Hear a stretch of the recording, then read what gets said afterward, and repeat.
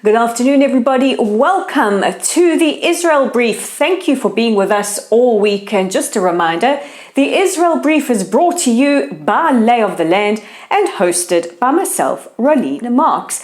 And if you want to get your news Monday to Thursday from Israel, you just need to find us right here, either on Facebook at Lottel Site or on our YouTube channel at the Israel Brief.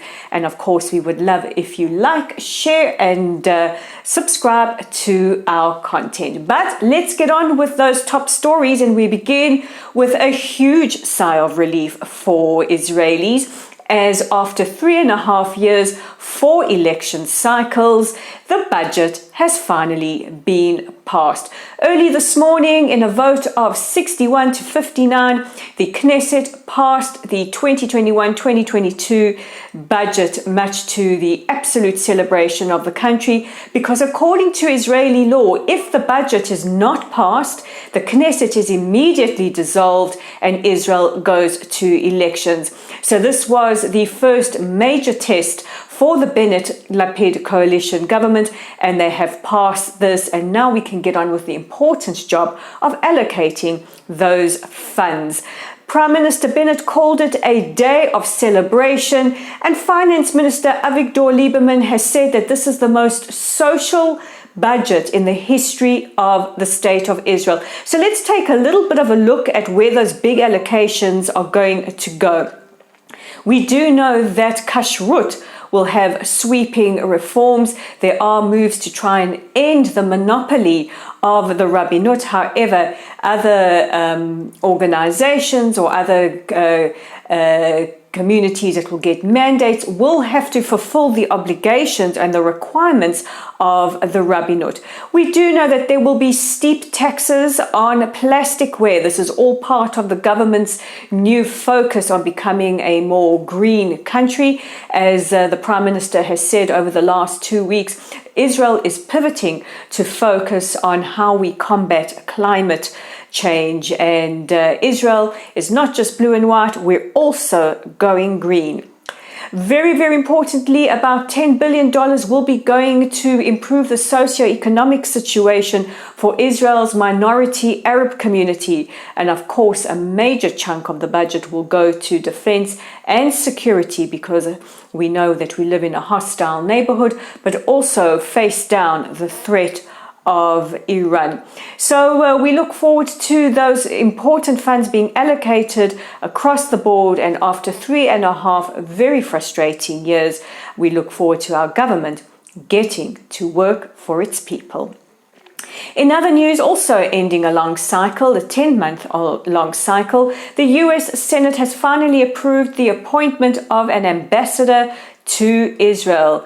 Thomas Nides was voted in an overwhelming majority by the US Senate, and he will be taking up his position as ambassador to the State of Israel. There hasn't been an ambassador for at least 10 months. The first person to congratulate him was his current counterpart in the United States, our ambassador to both the United States and the United Nations, Gilad Erdan. We look forward to welcoming you, Ambassador Nides, to Israel soon.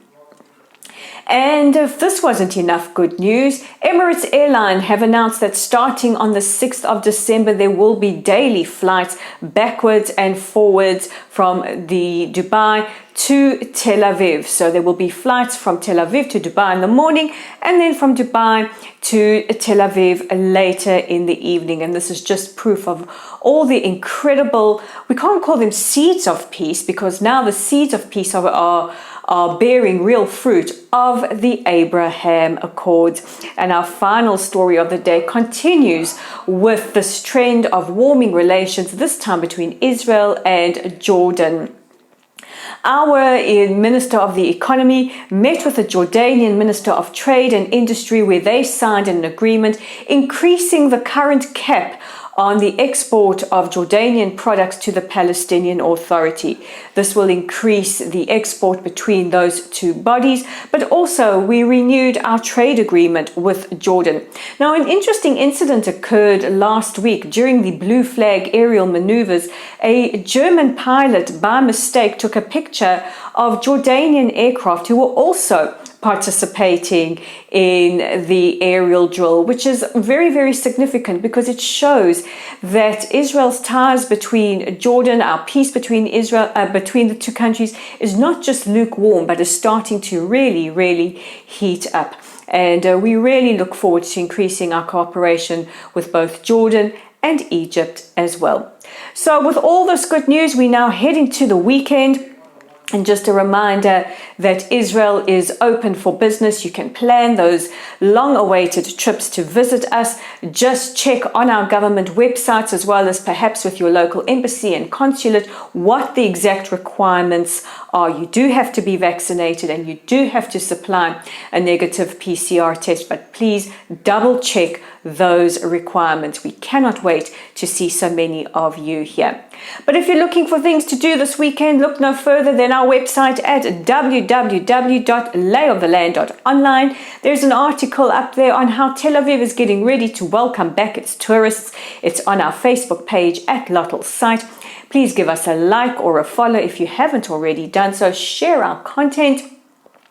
And don't forget, if you're viewing us on YouTube, please click on that red subscribe button, like us, share our content, and interact with us on Twitter by following us at Lay of the Land 5. That's at Lay of the Land 5.